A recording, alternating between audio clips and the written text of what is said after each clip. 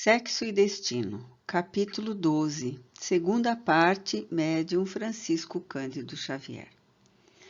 Atingira Marina o 5º mês de gestação. Entre o esposo e o pai, acompanhada pelo devotamento de Dona Justa, que a servia por mãe, transpirava regozijo apesar dos estorvos naturais. Cláudio seguia o acontecimento enternecido. No íntimo, detinha a convicção de que Marita se achava junto da família, prestes a ressurgir em novo berço. Cada noite, orações pela tranquilidade do espírito que voltava, preces pela felicidade dos filhos. Visitas mensais ao médico prestando assistência à filha, passes de reconforto à gestante, mimos para o bebê. Demorávamos-nos, por vezes, a admirar-lhe a paciência e a ternura, lendo para a filha, ao tricô, páginas educativas de ginecologistas e pediatras, instruindo-a, asserenando-a. De permeio, Gilberto, feliz na expectativa de um sucessor.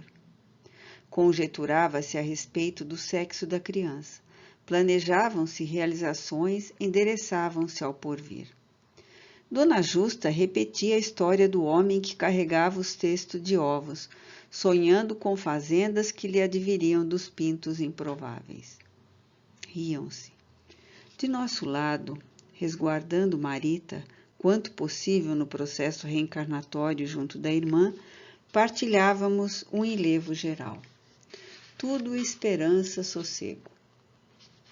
A criança, encomendada, figurava-se no grupo familiar um sagrado penhor de reconciliação com a vida. A paz, aparentemente definitiva, entrara no lar do Flamengo, como se todos os pesares transcorridos estivessem para sempre arquivados nas gavetas do tempo. Entretanto, o passado palpitava naquele trato de ventura, como a raiz parcialmente enferma, escondida no solo, sustentando o tronco florido. Apareceu a tarde em que ambos, os bancários, surpreenderam a jovem dona da casa em agoniado abatimento. De princípio, atribuiu-se a alteração ao problema orgânico, mas, agravada a ocorrência, chamou-se o médico, sem que o facultativo atinasse com a origem da queda súbita. Marina enlanguecia. Finda uma semana, valeu-se Cláudio de ensejo para a conversação a sós e investigou-a. Suspirava por vê-la recuperada, fortalecida. Receava complicações. Exortou-a à confiança e ao otimismo. Orasse, tivesse fé. No conhecimento espírita, não ignorava que a criança, em vias de nascer, lhe reclamava descanso, alegria. Notando que a moça, em determinado ponto do entendimento, pendia a cabeça de lenço aos olhos, fez-se mais persuasivo, rogando para que se abrisse com ele. Não lhe opusesse reservas. Afligia-se, era pai. Excetuando Gilberto, que passara a querer bem por filho, não dispunha na terra de outra pessoa, senão dela, para incentivar-se ao trabalho. A interlocutora, comovida, levantou-se, demandou o quarto e trouxe-lhe um papel, uma carta. Cláudio leu-a sem dissimular no rosto o assombro e o sofrimento. O escrito vinha de Nemésio. Participava o regresso ao Rio após 6 meses de Europa. Confessava desabrido. Afirmava-se entediado de tudo menos dela, a quem amava ainda com inusitado calor. Informara-se do casamento. Ao retornar, no entanto, jamais a consideraria por nora. O filho não passava de um tonto, de um espantalho, dizia ele, do que se deveriam afastar para o cultivo da felicidade que ele mesmo, Nemésio, frustrara, abandonando-a sem maior consideração. Pedia escusas e aguardava. Conhecera países novos, contemplara maravilhas que lhe afetaram os olhos, mas o coração quedava ermo, jungido a ela por meio de pensamento. Até a metade do relatório afetivo, reportava-se Torres pai a conceitos de compaixão e carinho. mas na última parte incidia na irreverência. Sacudia-lhe a memória, perguntava-lhe por lugares menos recomendáveis, acusava-se desajustado, saudoso, pedia encontro, dar-lhe-ia instruções para o desquite. Possuía excelentes amigos no fórum. Que ela não o desapontasse, porque, de outro modo, uma bala na cabeça ser-lhe-ia a solução. Não vacilaria entre a felicidade com ela e o suicídio. Que escolhesse, punha-lhe o destino nas mãos. A missiva não traçava a menor referência quanto a Márcia. Nogueira analisou a gravidade da situação, pensando, recordou calado o espancamento sofrido no banco que não mencionara aos filhos, e deduziu que Nemésio era capaz de todas as violências. Anteviu a tormenta que se esboçava, mas tratou de consolar a filha. Desanuviou o semblante e sorriu paternal. Aquilo tudo não passaria de momento infeliz. Que não se amofinasse. Procuraria o negociante em pessoa, a fim de rogar-lhe serenidade e reconsideração, ao mesmo tempo que lhe participaria a chegada próxima da criancinha, que seria para ele também, Nemésio, um sorriso de Deus. Impossível que a notícia não lhe acordasse enternecimento, que a filha não se afligisse. O sogro investir-se-ia na condição de avô antecipadamente e olvidaria o passado, abraçando a reconciliação com a família para a felicidade geral. Nos olhos da interlocutora, seduzida pelo magnetismo daquelas palavras, a esperança brilhou com a paz que o genitor lhe devolvia ao coração. Na manhã seguinte, Cláudio, discreto, pôs-se em Campos.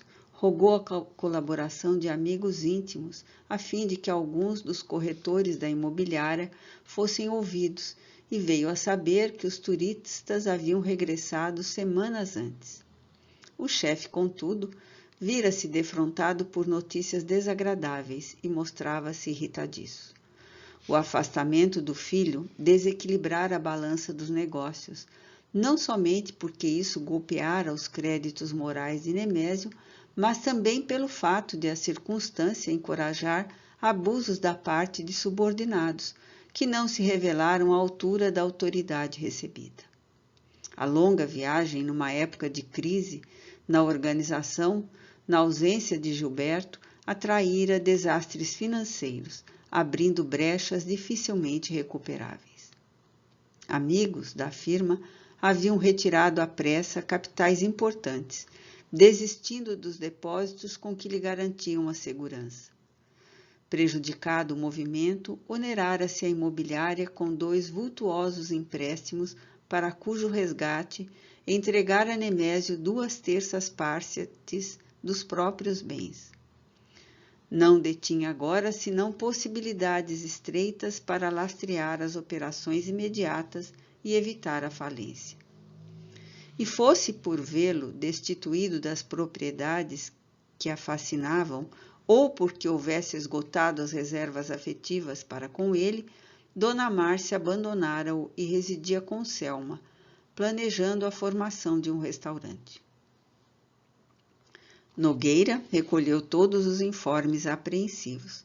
Mesmo assim, após o almoço, vencendo a própria repugnância com os recursos da oração, demandou a moradia dos Torres.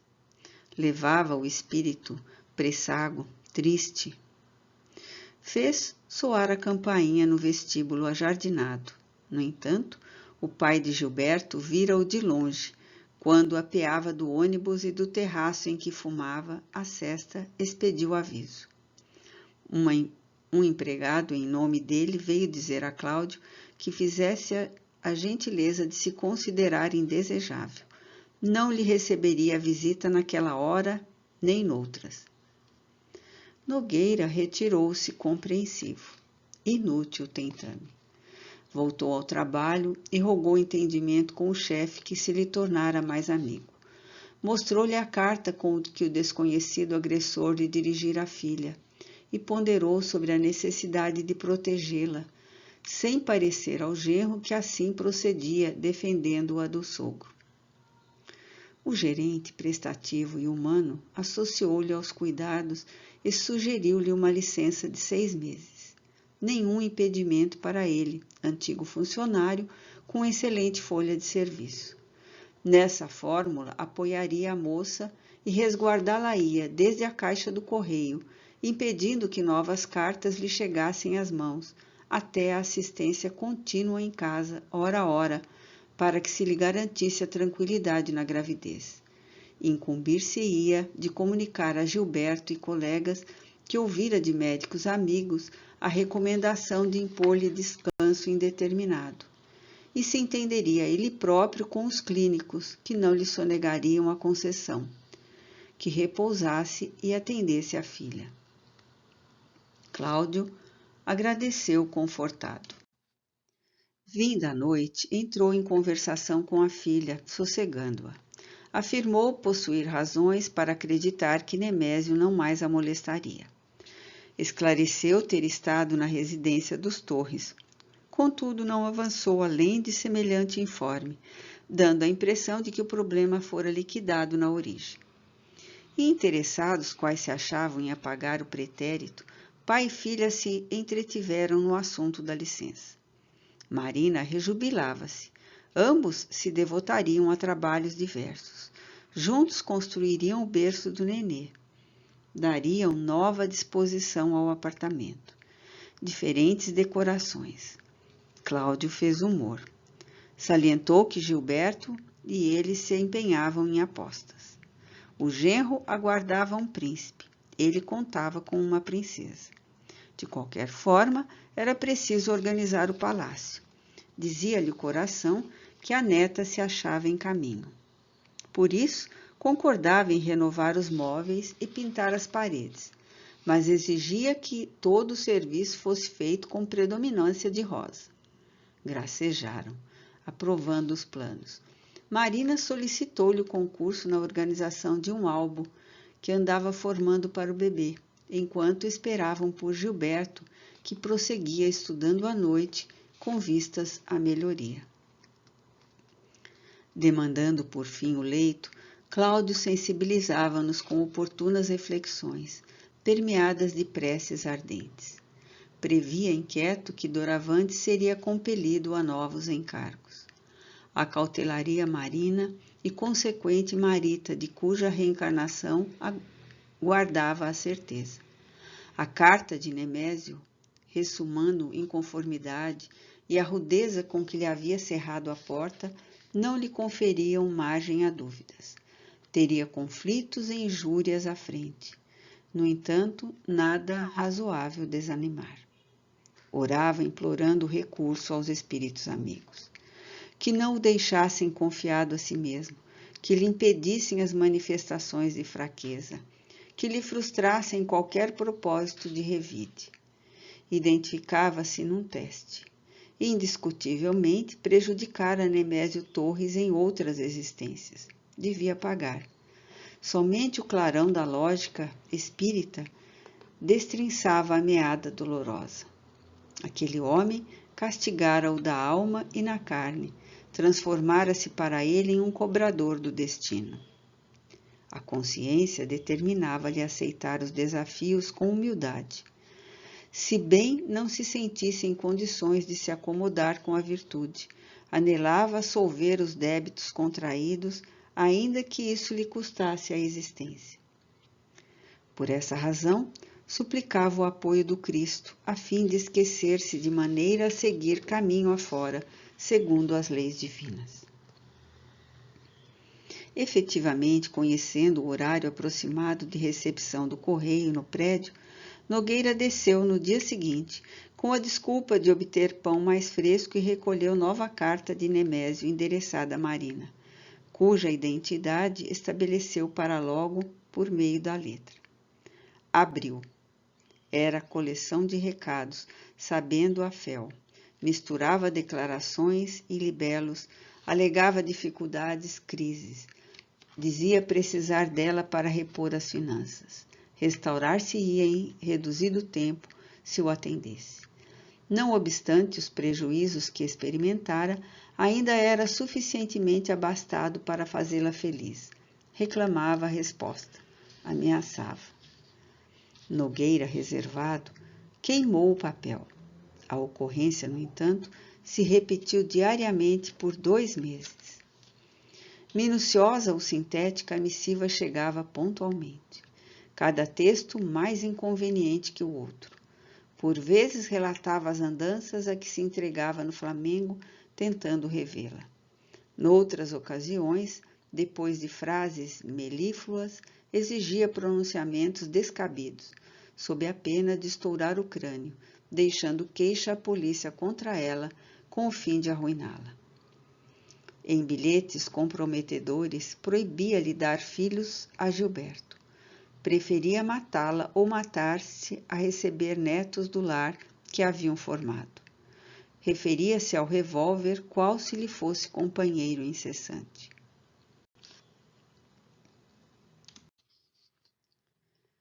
Dia a dia, o negociante se figurava ao leitor paciente, mas contraditório e menos lúcido. Cada vez que entregava os manuscritos ao fogo, Cláudio percebia que o redator de tantos aleives se atascava, sempre mais, em loucura e obsessão, sem que lhe fosse facultado assumir qualquer providência entre o genro feliz e a filha gestante. Cumpria-lhe tudo amargar, sem dividir com pessoa alguma a dor que o espiaçava. E para que a filha não pudesse penetrar os motivos de tamanha solicitude, ele se lhe convertera no pajem de todo instante. No encontro último de consultório, indicara ao médico ligeiros exercícios físicos, nenhuma ginástica, algo suave, bastariam marchas diminutas a pé. Realizasse à noitinha curto passeio até a praia em esforço diário, enquanto lhe fosse possível. Nada mais que isso. A gestante obedeceu, e como era de esperar, Nogueira se lhe erigiu em guarda-costas, sustentando o coração repassado de inquietude. Não se lhe oferecia ensejo de opor embargos à prescrição. Para a filha, aquela primeira manifestação de Nemésio, pelo serviço postal, fora varrida do pensamento. Marina, enlaçada ao pai, largava o prédio, efetuando breve percurso para sentar-se junto dele, nunca por mais de meia hora ao pé do mar. Aí se entretinham habitualmente nos temas caseiros, quando não se internavam em assuntos do espírito. Escorridos 6 dias sobre a excursão desaconselhadas, o registro de Torres pai veio diferente. Acompanhando Nogueira, analisando a alteração, a letra modificada, configurando insultos, revelava superexcitação fronteira à demência. Comunicava à esposa de Gilberto tê-la visto por fim na praia, em companhia daquele pai, que crivava de pejorativos e ofensas, e verificara que ela, afinal, se engravidara contra as ordens que lhe ditarem observações anteriores. Acreditava-se o mais desmoralizado de todos os homens desmoralizados.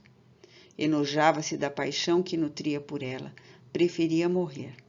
Confessava-se falido, escasseava-lhe tudo, acabara-se o dinheiro, desertavam amigos. Restava-lhe de seu, tão só, a moradia a si mesmo hipotecada. Esperara por ela, pelas decisões dela. Se juntos, contaria com a possibilidade de se erguer. Entretanto, a gravidez apontada desiludira-o. Plantaria uma bala na cabeça. Despedia-se dela e do mundo com repugnância. Que visse, nos borrões frequentes daquelas páginas com que encerrava a existência, as marcas das lágrimas que chorava. Lágrimas de revolta, desprezo, repulsão.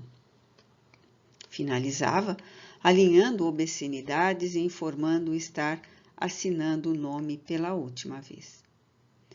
Nogueira, assustado, leu e releu o documento e, antes de reduzi-lo a cinzas, insulou-se no quarto e orou por aquele homem, que, pelo jeito, se afundava em pavoroso desespero. Compadeceu-se. Impraticável, todavia, colocar o genro ao corrente da situação. Nemésio delirava. Mais justo que o filho aguardasse a notícia do tresloucado genitor por outras fontes.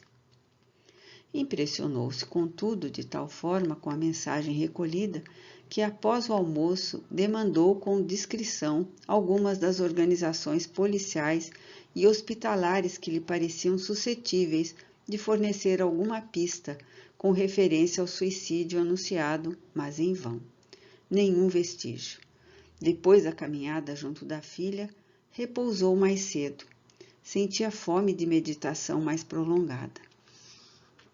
Concentrando-se em pensamentos de benevolência e de fé, rogava a Jesus pelo adversário, que os mensageiros do Cristo se apiedassem de Nemésio amparando-o. Se ainda estivesse no corpo carnal, que se lhe estendessem o socorro preciso, para que não resvalasse em deserção. Se houvesse forçado irrefletidamente as portas da vida espiritual, que fosse bafejado pela proteção dos emissários divinos. Enquanto Moreira e eu acompanhávamos a súplica, Persília entrou. Esperou o momento oportuno e comunicou-nos que vinha da parte do irmão Félix, a fim de colaborar conosco.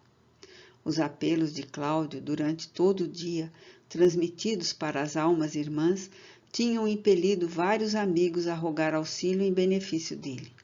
Chegara com o objetivo de ser útil, e nós lhe admirávamos a bondade silenciosa.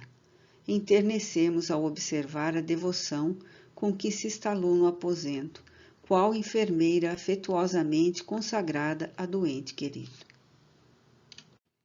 Mais 4 dias transcorreram sem episódios especiais, a não ser a extrema dedicação de Persília, que diante de Cláudio era análoga ao amor de Cláudio para com a filha.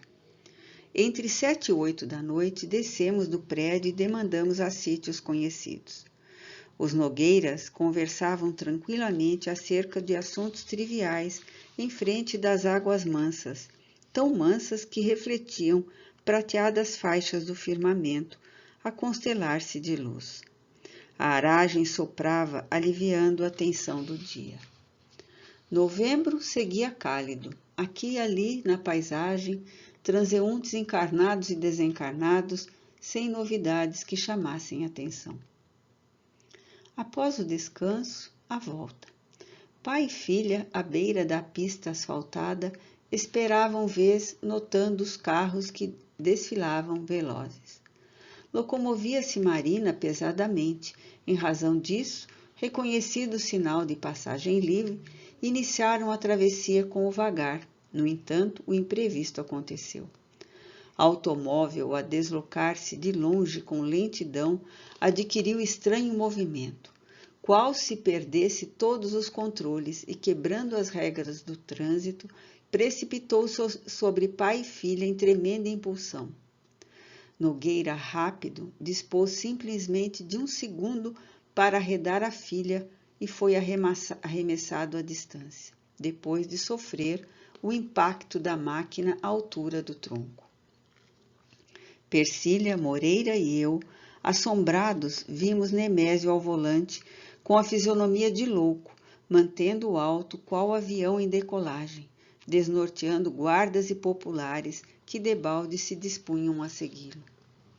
Marina, em gritos, foi imediatamente escorada por senhoras que acudiram emocionadas. Sobreveio agitação. Motociclistas dispararam no encalço do agressor. Funcionaram telefones próximos para o socorro urgente. O bolo crescia em torno de Nogueira, que tombara em decúbito ventral. Bradava-se contra choferes desalmados, contra as jovens inconsequentes. Cláudio, tonto a princípio, recuperou os sentidos e virou-se com dificuldade. Superando a resistência do corpo, que se tornara rígido, conseguiu sentar-se, apoiando-se nos 2 braços e a se retazarem, forçando as espalmadas no solo. A filha ansiava enxergá-la, sabê-la viva, salva. O sangue pingava-lhe da boca, mas, sobrepondo-se à curiosidade dos circunstantes, perguntou por Marina. Firmando-se em benfeitoras anônimos, arrastou-se até ele. Não sofrera sequer um arranhão, todavia aturdira-se, receava desfalecer. No entanto, fitando o genitor a dominar-se para insuflar de segurança, cobrou forças. Cláudio ensaiou um sorriso quase alegre que o sangue entristecia e rogou-lhe calma. Ferira-se um pouco, apenas isso o explicava. Problema simples que a hospitalização de algumas horas viria a resolver. Afligia-se tão somente por ela. Ficasse boazinha, suplicou. Confiasse em Deus. Tudo terminaria bem. Solicitou a presença do genro que um dos cavalheiros presentes se prontificou a buscar no endereço da Glória, que Cláudio mesmo forneceu. Intentou prosseguir conversando para consolo da filha, mas notou que as energias lhe escapavam. Persília, acomodada no chão, resguardava-o em lágrimas. Desencarnados amigos que procediam das vizinhanças, satisfazendo-nos o apelo, protegiam a gestante, dispensando-lhe auxílio. Moreira e eu diligenciávamos fortificá-lo, conjugando recursos magnéticos. Em derredor, a balbúrdia. O acidentado, contudo, aliou-se em reflexão. Novembro. Lembrava-se que 2 anos antes jaziam transcorridos sobre o desastre no qual supunha haver Marita procurado a morte. Ela tombara perto do mar, ele também, ambos atropelados por automóvel. Contemplou o céu e recordou que a filha caíra quando as estrelas se apagavam. Ele, quando as estrelas se acendiam. Fixou Marina, que chorava baixinho, e verificou que as lágrimas represadas lhe constringiam a garganta. Queria tanto viver para aquela filha, aguardava com tanta ternura a criancinha por nascer. Nisso sentiu-se-lhe reconstituída na mente a visão em que se reconhecera visitado por Marita, e as palavras da prece que formulara, que lhe viera uma a uma no ádito da memória. Senhor, tu sabes que ela perdeu os sonhos de criança por minha causa. Se é possível, amado Jesus, permite agora que lhe dê minha vida. Senhor, deixa que eu ofereça à filha da minha alma tudo o que eu tenho. Quando esses trechos da oração se lhe articularam no pensamento, sorriu e compreendeu. Sim, considerou intimamente, devia regozijar-se. Acreditava que Marina e Marita ali se achavam juntas, por que não dar alegremente a vida para que a filhinha prematuramente desencarnada por culpa dele viesse a refazer a existência? Por que não agradecer ao Senhor o bendito instante em que pudera cautelar Marina com o carro homicida? Não seria aquela hora para ele, espírito endividado, a maior manifestação da bondade de Deus? Impelir a filha para a morte incriminara-se sem a justiça da terra que lhe infligisse punições. Nas preces costumeiras, rogava aos amigos espirituais o ajudassem no resgate da falta cometida.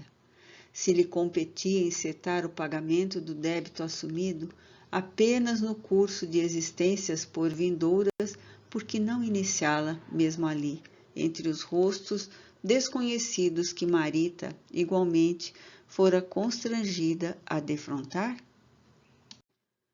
Soberana tranquilidade se lhe instalou no espírito. Diante da ambulância que chegara, pediu a própria internação no Hospital dos Acidentados, que o serviço policial favorecesse. Carregado por braços generosos, despediu-se da filha, a recomendar-lhe otimismo e serenidade. Esperasse por Gilberto e lhe participasse o acontecido, sem exagerar as impressões. Nada de alarmes. Se necessário, pediria o concurso de alguém para dar notícias ao telefone, que não se apoquentasse por sustos. Dentro do carro, enquanto Nogueira pensava em Marita, ao viajar num carro igual àquele, nas mesmas circunstâncias, Persília, que o aconchegava de encontro ao colo, se desfazia em pranto copioso.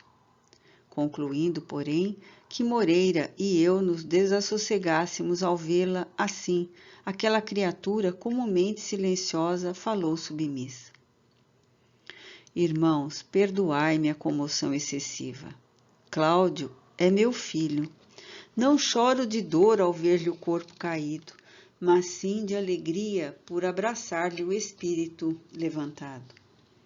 Choro, irmãos, ao reconhecer que eu, mulher prostituída no mundo, hoje em serviço de minha regeneração, depois de provas árduas, posso aproximar-me do filho que Deus me confiou, a fim de pedir-lhe perdão pelos maus exemplos que lhe dei. Diante daquele testemunho de humildade, Moreira e eu baixamos a fronte envergonhados. Quem deveria ali penitenciar-se por maus exemplos, senão eu? Que não teria padecido aquela corajosa mulher, cujos laços de parentesco terrestre com Nogueira eu desconhecia até então, para expressar-se assim? Que martírios amargara na terra e depois da desencarnação, para senhorear a serenidade com que se acusava, ela, que eu aprendera a venerar como minha própria mãe, em 2 anos de trabalho constante, invariavelmente interessada em compreender e servir? Não podia auscultar os sentimentos de Moreira. A emotividade sufocava-me. Sei apenas que ele e eu, num movimento instintivo de respeitosa afeição, inclinamos as cabeças ao mesmo tempo sobre a destra maternal que afagava o ferido, osculando-a com reverência. Mais alguns minutos de expectativa e dávamos entrada no estabelecimento que nos era familiar.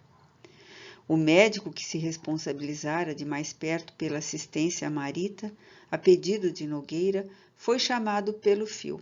Atendeu sem delonga. Expedíamos mensagem para irmão Félix. Entretanto, não acabávamos a transmissão e o benfeitor, com a naturalidade de quem já sabia de tudo, surgiu entre nós.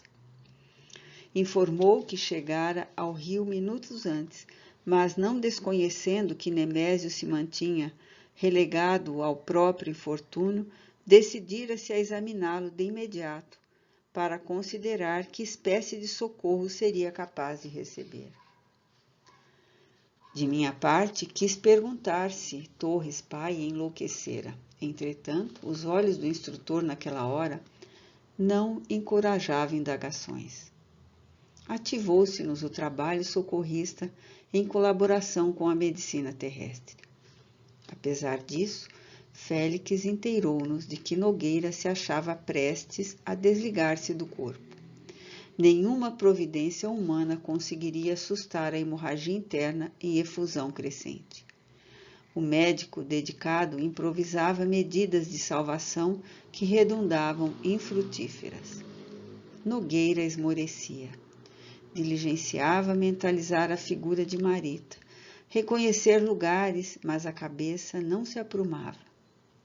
Aguçou-se-lhe a atenção para o desequilíbrio, e inteligente sondou o ânimo do facultativo, perguntando-lhe se julgava oportuno algum chamamento aos filhos. O interpelado concordou e, pelo olhar profundo que lhe dirigiu, adivinhou que o fim da atividade orgânica se aproximava. Rememorou as noites de vigília, nas quais se agasalhava no apoio de Agostinho e Salomão. Reportou-se de leve a isto. Agostinho demandara o mundo espiritual semanas antes, mas, se possível, estimaria abraçar o amigo de Copacabana. O médico entendeu-a, comunicou-se com Gilberto e Salomão, pelo fio, viessem com urgência. Sensibilizando-nos, Cláudia, em prece, rogava forças, desejava apelar para o genro e para a filha, invocar-lhe a benevolência para Márcia e Nemésio. Félix redobrou esforços para assustar o fluxo hemorrágico, ainda que por minutos, e colaborando intensamente com o médico, obteve o que procurava. O ferido ganhou inesperada melhora, raciocinava com firmeza, conseguia comandar-se. Lúcido viu quando Gilberto e Marina entraram compungidos. Daí a momentos, verificou a chegada de Salomão. Declarou-se reanimado e alegre, cunhando as palavras com a serenidade possível. Olhou de maneira acariciante para a filha ansiosa e avisou com um sorriso forçado que talvez fosse compelido a efetuar grande viagem para tratamento mais amplo. Marina compreendeu a significação do gracejo e caiu em choro. O genitor, no entanto, advertiu-a com doçura. Onde a fé que cultivavam? Como não confiar em Deus que renova o sol cada manhã para que a vida permaneça triunfante? Tencionava falar-lhe de assunto sério. Marejaram-se os olhos de pranto, e com inflexão de súplica, rogou-lhes bondade e entendimento para Nemésio e Márcia. Desconhecia o paradeiro de um e outro, contudo, quando oportunidade aparecesse, que o lar do Flamengo se mantivesse repleto de carinho para eles, tanto quanto fora farto de amor para ele e Cláudio, que se aproveitava do momento para agradecer-lhe a abnegação incessante. Confessou que Márcia era excelente companheira, que ele tão somente devia ser culpado pela separação. Acentuou que não detinha qualquer motivo para mal querer Nemésio, que o considerava um irmão, pessoa da família, com credenciais para ser acatado e compreendido em qualquer circunstância. Entre mentes, passou a respirar com dificuldade. Mas meu sogro, tartamudeou Gilberto, supitando as lágrimas, como quer o senhor largar-nos assim?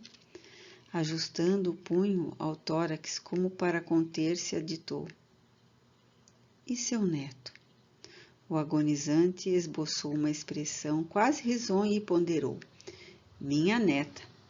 E acrescentou reticencioso.